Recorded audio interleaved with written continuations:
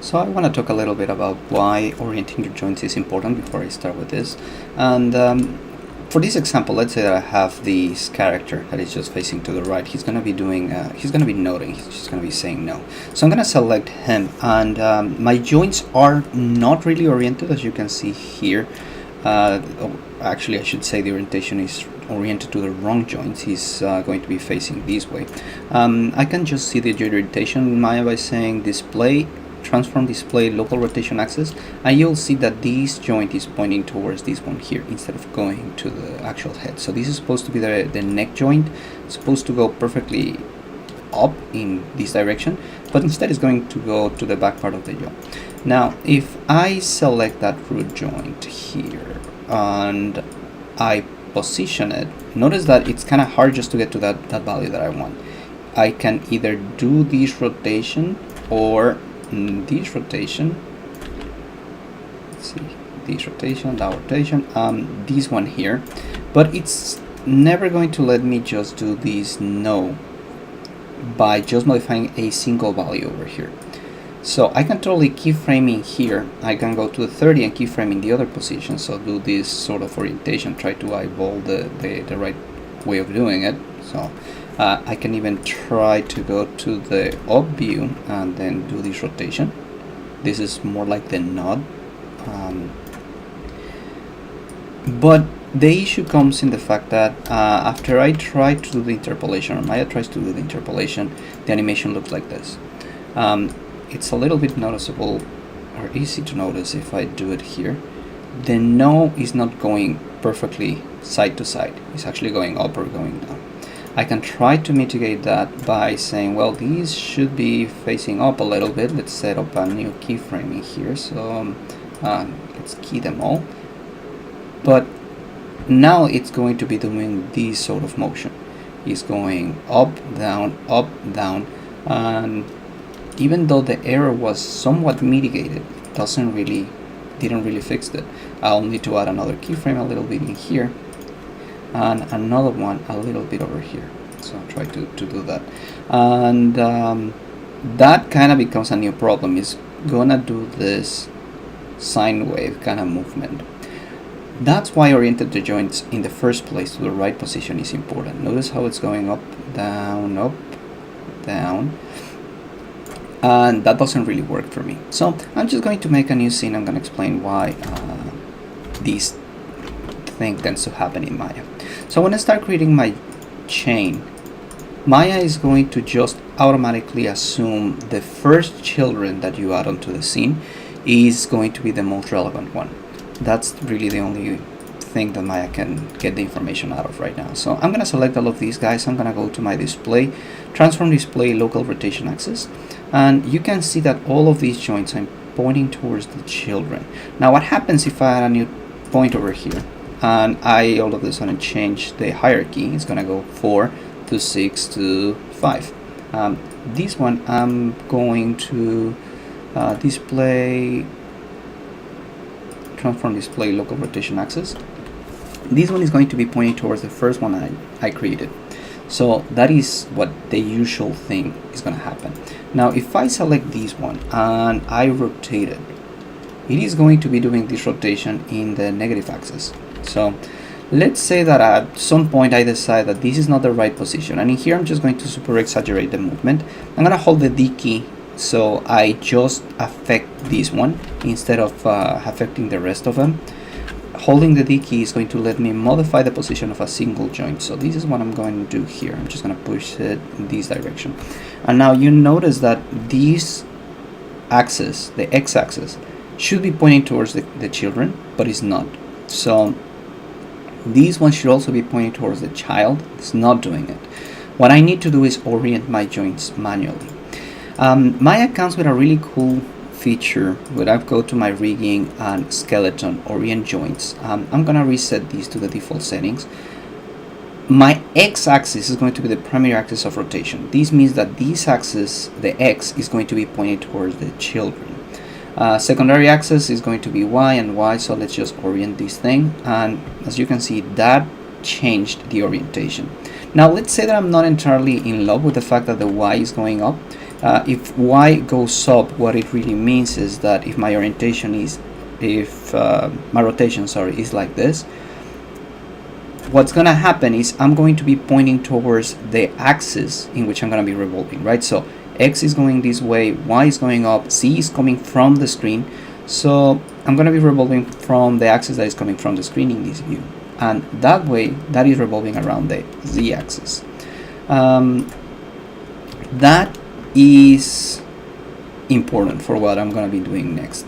In here, the same deal is going to apply. Now, as you can see in this axis, this one is pointing in this direction. So my values are incrementing in the z. And over here, if I do the same motion, the same result is happening.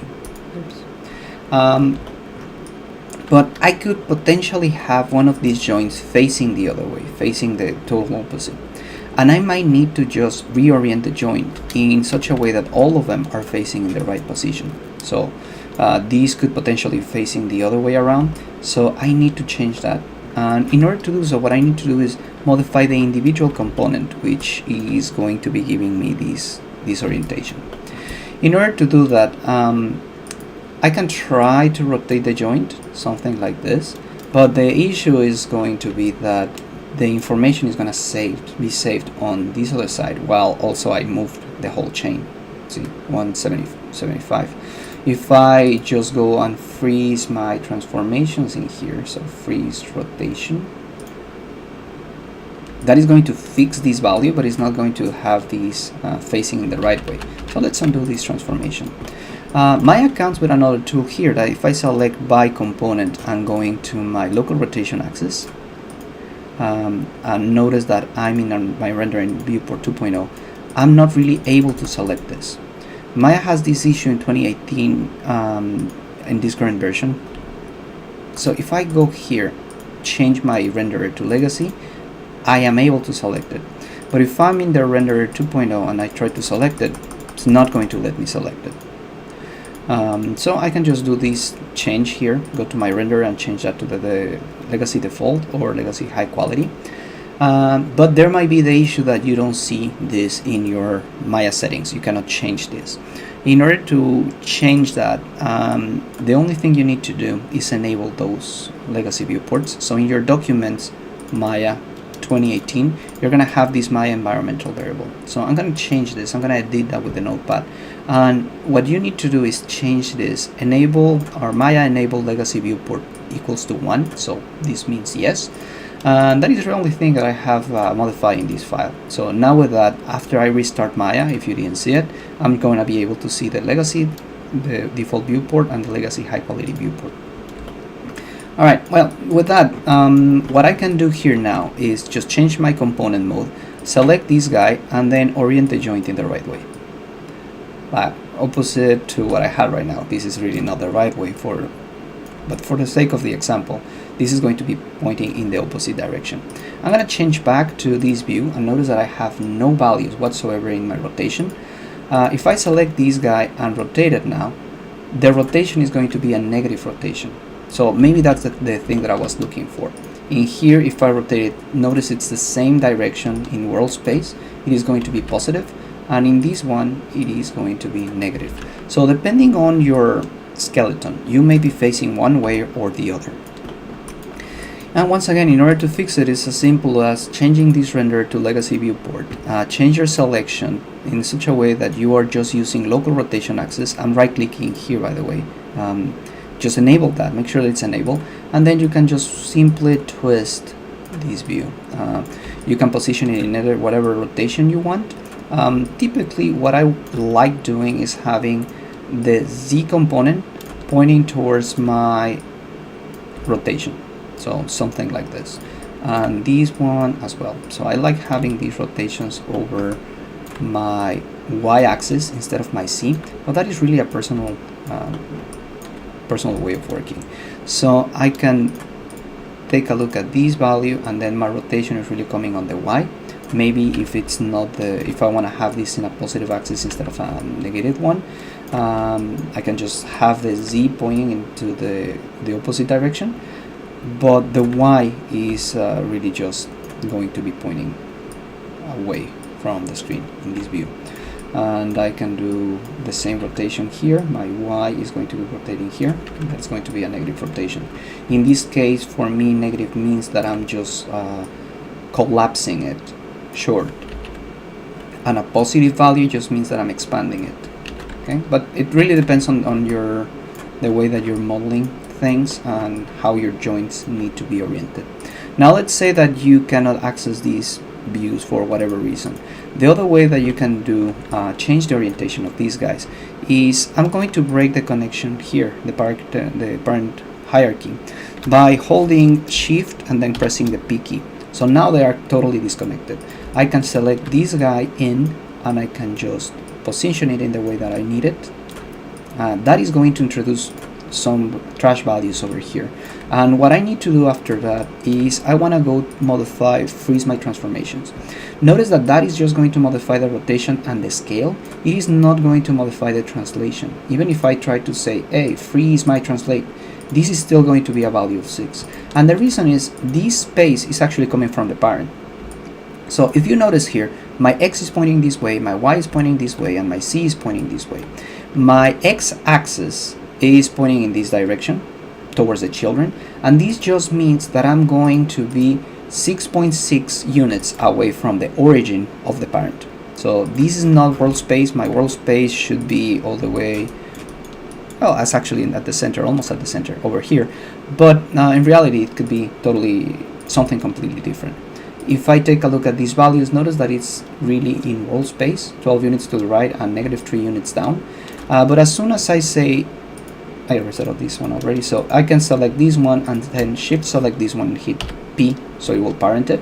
Notice that the values already disappear because it's coming from the parent space. So in the direction of the X-axis of the parent, I'm displacing 6.6 units and I'm going to end up in this other position. So that's a way of doing this orientation. The other one is some people like working with locators. I can just create a new locator and I can just snap holding B, and I'm gonna move it. So on W, I'm gonna hold V as in vector or vertice, and I'm just going to middle click and snap it to this joint. So I have it in here. I can move it up, and then I just wanted to have it like real close by. It's not necessarily on top of it.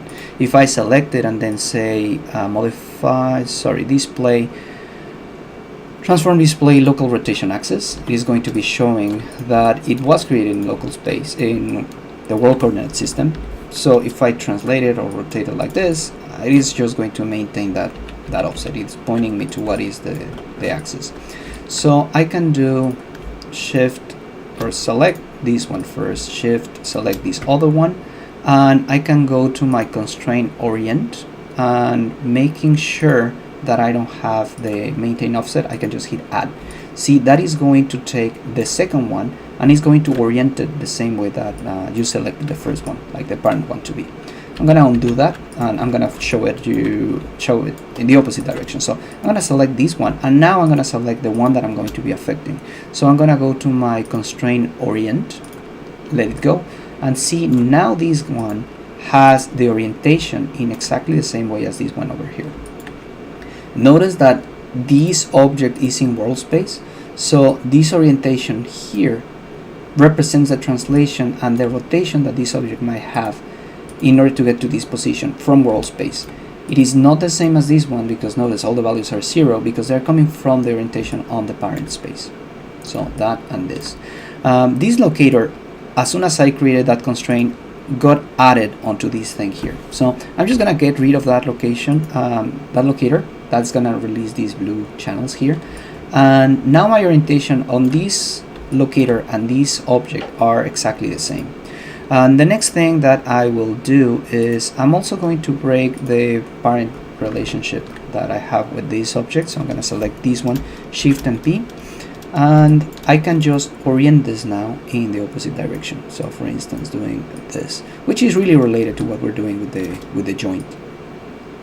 So I can do this and this one, and then what I'm going to do with this object here is the x-axis is going to be pointing in the same direction. What I want to do is select this one, and this one is going to be the target, and go to my constraints. So constraint, orient, once again, do not maintain the offset, so just add it, and see this value just got rotated.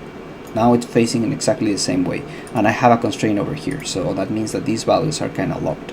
So I'm going to take this out, I'm just going to delete it, and I will need to freeze my transforms, so freeze rotation, before I reconnect these joints together. So this one, values of 0, and that's that. Okay, that is a good thing to have if I want to maintain the same direction that this guy is going to have over this one. So for instance, in here, what I want to do is have this orientation exactly as this parent. What I'm going to do is I will create a locator, because I cannot do that with the parent. So I'm gonna do move, holding B. Once again, I'm just going to snap it onto this joint, so it's close by, and I'm just going to move it a little bit to the right. So this is the one that I want to affect. So here I'm just going to go to my constraint, orient. It is going to have the same orientation as this one. Notice that if I go to my display, transform display, local rotation axis, is going to have exactly the same one.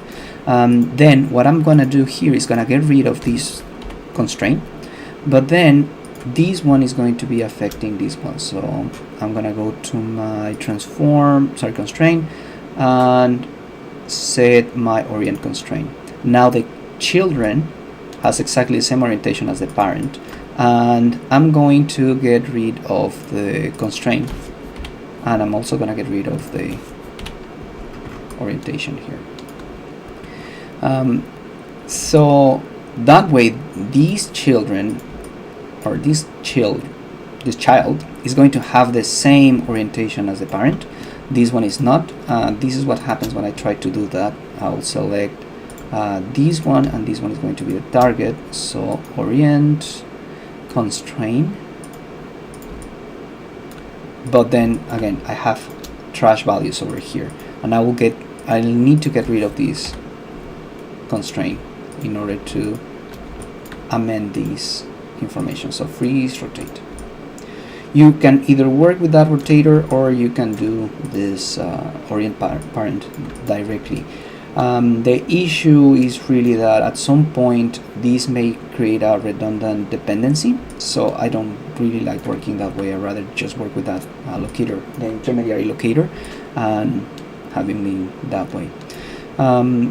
Let me reopen the file. I don't want to save this. Let me reopen the file that I had before with the character. So I'm just going to go to my skeleton. Let's show the skin first. So if I go over here and I focus on that index, so that's going to be index 1 to 3. Let's show the orientation of all of these guys. So display, transform display, local rotation axis. Notice that the very last joint doesn't have the same orientation as the previous ones. I have this one facing in this direction, and the Z is pointing in a different direction.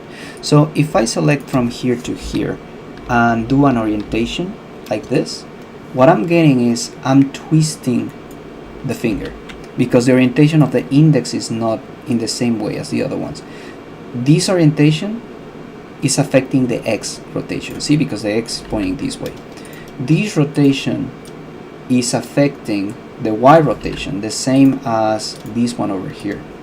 So if I click from here to here and do this rotation, it is going to curl the finger. But if I'm also including the rotation in here, when I do this rotation, what I'm doing is rotating the X-axis, and that is going to be twisting the front, but it's also going to be twisting them in the wrong direction. And now if I say, well, you know what, then rotate the Y, it is going to be doing that rotation, because the Y is what is driving these other spaces, but not so much the front. So this one is an issue here. I mean, from all the issues you can have in a rig, this is one of the less concernings. But I really need to change the orientation of this joint. And the issue here is that I've already bind this skin onto this object. So if I try to, first of all, go to my constraint, skin, go to bind pose, and then try to reorient this joint. If I say you're going to have the orientation of your parent, constraint orient. That is going to work here, but that is going to twist some of the faces on the finger. I don't know if you can see from the view. Let me undo this. Some of the vertices are affected. So I'm gonna select this once again, do this, and constrain my orient. I'm gonna be taking this one out. So now these are facing in the same way, but pretty often, I have no vertices attached onto this joint, so this is not really going to be a deal breaker, so I can do this. But if that was affecting the same orientation, the same joint, so from here to here, if this vertex, if this joint was weighted on all of these guys, then it would have just twisted the geometry, because now this one has this value. Even if I freeze the transformation afterwards, rotate, I cannot do that because I already have this thing attached onto the joint. So in order to alleviate that, what I will need to do is go to my skin, go to bind pose, which is going to twist the finger, and I will need to basically undo my bind, so unbind skin, and I will be able to do this part once again. Constraint, orient, and then break the constraint, and then freeze the transforms onto this part. So now all of my joints are oriented the right way. So all of them are going in the same direction. But that requires me to rebind the skin. And that was a really long, tedious process. So this other way of exporting the weights is really useful. What I'm going to do is select this guy, and I'm going to go to my it's mine on the form, export weights, and this cluster one, skin cluster one, is the bind that I did here. It's this value over here. So I'm going to export that. I'm going to put that in my desktop. I'm just going to call this is going to be an XML file, and this is going to be skin weights. So I'm going to put it here, and I'm going to export it. Once I've exported that, if I edit that file on text, you'll see that all of these values are really just coming from what vertex or what joint is it going to be affecting what vertex. In this case, it's going for vertex, and it's going to be going for a particular value of a joint. So what I'm trying to say here is, let's go with the shape. That's the name of the object, and I'm going to be working with the world matrix being this thing. These are the values that are going to be associated for this particular vertex, which is called point over here. And over here, let's scroll up. I just saw one here. I'm going to be saying the pinky 1L is going to be affecting this index by this much. So this is the weight that this vertex is going to have based on this skeleton. That way, if I select this guy, and then once again, just to double check, go to my bind pose, and then go to my skin, unbind skin, I can take this orientation here, select this one, go to my constraint orient.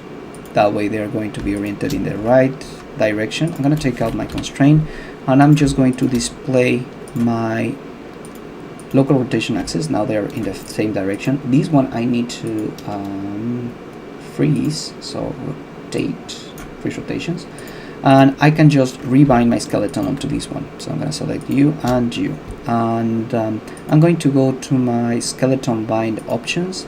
This is going to use the default settings, so it's faster, maximum influences. Let's just do 4 and bind this skin. So the bind was super fast, but that was also not the voxel version, so it's gonna be affecting a lot of different things here. Like if I move this finger, these vertices are gonna come with it. So what I need to do here now is I'm gonna select this guy, and I'm going to go to my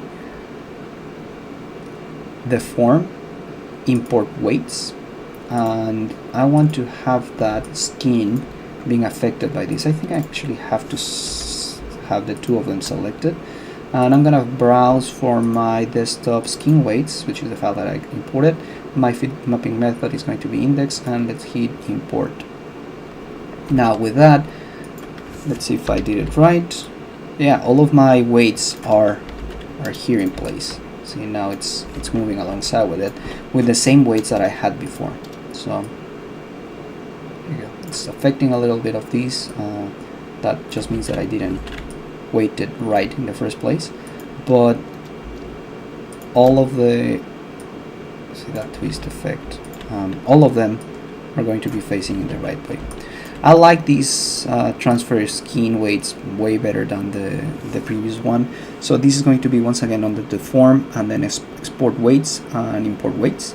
The other one is going to be under skin, export weight maps, and export and import weight maps. Both of them require to have the UV set already in place. If I select this one and I say, once again I'm going to put it in my desktop, and I will call this Freddy maps. If I export these guys, oh, I need to select the weight first. That's a thing. So skin weights, call this desktop Freddy. There are 68 skin maps that will read into the disk. Do you want to proceed? And the reason I have 68 is because I have 68 joints affecting this skeleton. So I'm gonna say yes, and then I'm just going to open the files. Let's see if my editor open with, I don't want to open them with Photoshop. Let me see if my Picasa viewer is going to find it now. I'll need to edit them with Photoshop. So open with Photoshop. It's loading here. So the skin weights are going to get translated onto bitmap value. The closer it is to 1, the more it's going to be affecting it. So for Freddy ankle L IFF, for my ankle, all of the weights are going to be affected over here. So the wider it is, the more it's going to be affecting it. The blacker it is, the less is going to be affecting it. The issue with this method though is that if I say, once again, I'll select this guy and go to my skin on bind skin, notice that it's not going to be doing any orientation or any movement. Let me skin bind it once again. Now this is going to be affecting these values. If I say skeleton, no, it's skin import, where was it? Import weight maps, and I say, yeah, it's on my desktop and it's under the Freddy folder. It's actually not, it's this Freddy weight map. Open. It's gonna start doing this. The mapping is gonna be complete, but once I try to do the rotation, this is going to happen. So the weights are calculated by that image file, and I don't know why, but it doesn't do a good job. It's notice that rotation is just awful. So again, skin, go to bind pose, skin on bind skin. I'm gonna take this guy and I'm just gonna re-import the under the form import weights, and I'm just going to be looking for the XML file. So I need to have the skin and the joints selected and then just import it. Is it, did I unbind it? Yes, I unbind it. I totally forgot to bind it afterwards. That's why I cannot find the skin weight. So skin, bind skin, and then oops, here and this one, import the weight. No, performing node, I might have done a mistake over here. So skin, the form, import weights, file, here, import. There you go. Now it's imported, and it's as I left it. It's really neat, because if I need to change the orientation of some joints, that is not going to be affecting the actual weight of the object. So that's it for this part. If you're wondering how did I painted my weights on this one, I did it as this is an animatronic kind of figure. Basically, I just need to select by vertex, like this and this, and then expand my selection to shell. So select a vertex, right click and hold, holding control, both of them go to shell, and that is going to be selecting this one. So I can go to my paint weight options and tool settings and say, what is this? This is going to be the elbow L, because that's my left arm. So elbow L is going to have 100% influences over here.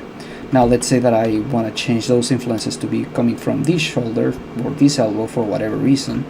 I can just do my elbow R, and I'm going to say float these influences to 1, so like this. So now this is going to be wrong, of course, but if I rotate this, it is going to be rotating both of them.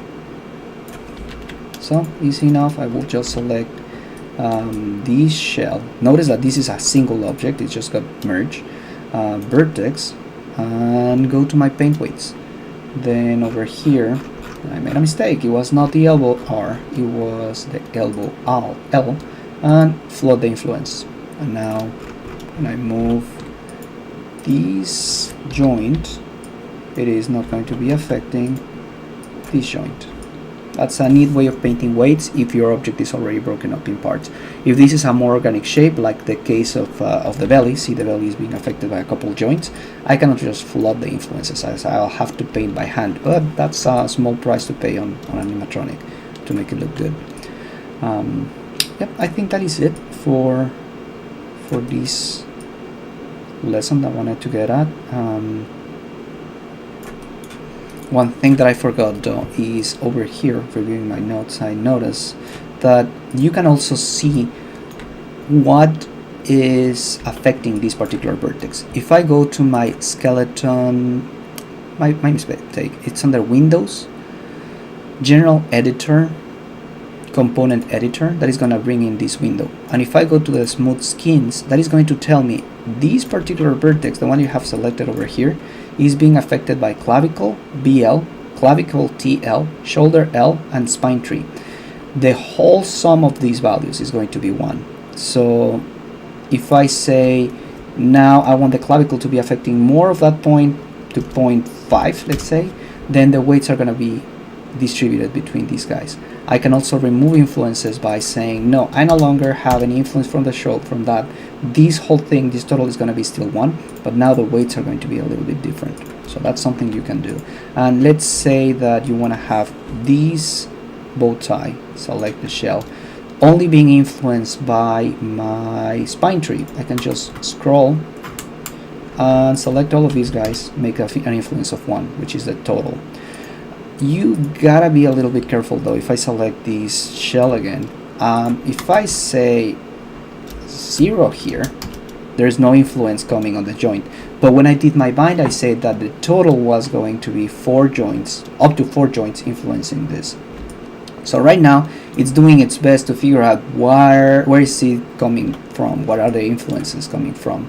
If you do it by modifying the table, you don't really have a lot of control over what's influencing what. So in this case, I can see that even my mandible and low top one, even this one here is affecting the bow tie, which is kind of weird. So if I select this by object mode, U, and I say this, that should be affecting the bow tie in at least a partial way. So just be careful with that. Be careful what you send to 0. It's always a good idea if you're going to be floating an influence to float it by 1, not float the other ones to 0. And always do a paint weight, just to guarantee that everything is in the same way that you wanted it. Okay, so that's it. I'm just gonna leave it here. Not gonna save any of my changes, and I'm just gonna leave my character be in the first time. So that is it. See you next time.